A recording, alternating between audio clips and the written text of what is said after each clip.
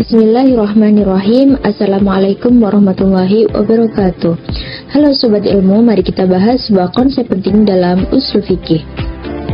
Kami dari kelompok pertama yang beranggotakan yaitu Rahmatul Lidiyawati dengan NIM 001, Dalil Hilyatul Azza dengan NIM 017, Askia Wafik Nadifa dengan NIM 117. Nah, kali ini kita akan membahas sebuah konsep penting Al-Quran dalam ushul fikih. Al-Quran adalah kalamullah, namun dalam penerapannya, dalil-dalilnya itu diklasifikasikan menjadi dua jenis, yaitu qat'i, dan persangkaan, dzanni. Pertama, dari segi otentisitas teksnya, semua ulama sepakat Al-Quran diturunkan secara mutawatir, artinya dinukil oleh banyak sekali orang sehingga mereka mustahil untuk berbohong. Oleh karena itu, teks Al-Quran itu merupakan teks yang benar-benar dari firman Allah, bersifat qat'i al-wurud atau pasti kedatangannya. Kita yakin 100% teks yang kita baca adalah teks asli tanpa perubahan. Kedua, dari segi penunjukan maknanya atau dhalalah. Nah, di sini muncul pembagian antara qat'i dan dzanni. Artinya, meskipun teksnya pasti, namun cara memahami hukum dari teks tersebut bisa jadi pasti atau mungkin. Nas qat'i ad-dhalalah atau teks yang menunjukkan pasti.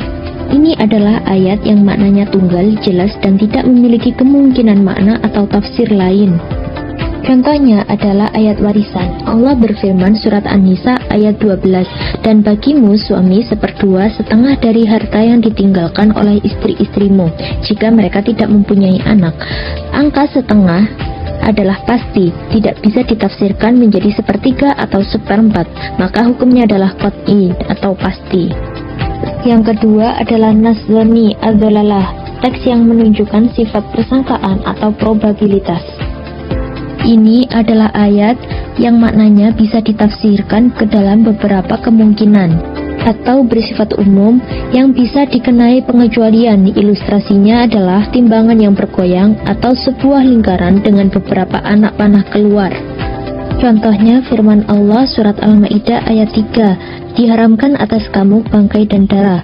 Teks ini bersifat umum, mengharamkan semua bangkai dan semua darah.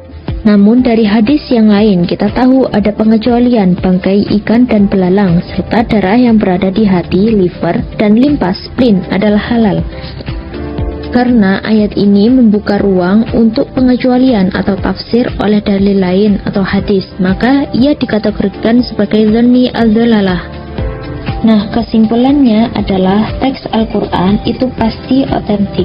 Namun, dalam menetapkan hukum, kita harus membedakan antara dalil yang maknanya itu tunggal dan pasti atau qat'i dengan dalil yang maknanya itu fleksibel dan terbuka untuk tafsir atau pengecualian atau dzanni. Pemahaman ini penting bagi para mujtahid atau ahli fikih agar dapat menetapkan hukum dengan benar. Berikut materi yang kita paparkan, semoga bermanfaat. Sekian dari kami, wassalamualaikum warahmatullahi wabarakatuh.